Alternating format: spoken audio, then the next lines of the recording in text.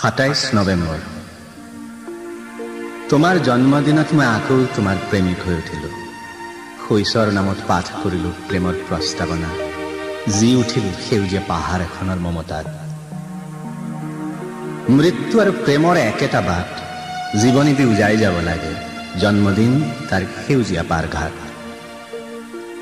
তুমি অধীৰ হৈ আছিলা চাগে, অকোৱা পকোৱা বৰেদি মই তোমাৰ ওচৰলৈ আহিম। তোমাৰ সৰলতাত বুৰবুৰণি তুলি বুৰ যাম, তোমাৰ ওঠৰ ৰুমালেদি মচিম বুকুৰ ঘাম। মোৰ মৌনতাৰ এই ছাই তোমাক দুখী কৰি তুলিব, তোমাক কাতৰ কৰি তুলিব তোমাৰ সপোনৰ প্ৰদেশত। তোমাৰ চকীমেজ কিতাপৰ পাতত দেখি থাকিবা মোৰ আপাত অহংকাৰী নিষ্ঠুৰ ভাস্কৰ্য, তোমাৰ ভাৱনাৰ নীল চিত্ৰশালাত। কোনোবা এদিন মই তোমাৰ প্ৰেমিক হৈ উঠিছিলো, তোমাৰ ঢৌ খেলা আৰু কাজল বিষণ্ণ দুচকুৰ।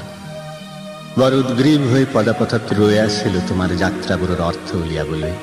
বাঁহী বাদকৰ বাঁহীৰ দৰে আছিল সেই ভালপোৱা, এখন নদীৰ সোঁতৰ দৰে সমাহিত, এখন বাৰীৰ বৰ্ণনৰ দৰে আকুল, এখন যুদ্ধৰ দৰে বাস্তুহাৰা বৰ্ণস্তু।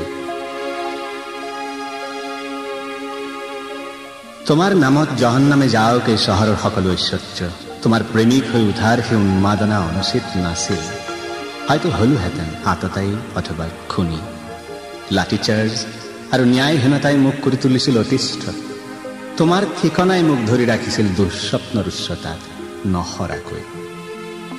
তোমাৰ কাষত থাকিব পৰা হলে ভাল আছিল প্ৰগাঢ় মমতাৰে তোমাৰ দুহাতত হাত থৈ ক'ব পৰাহেঁতেন শুভ জন্মদিন।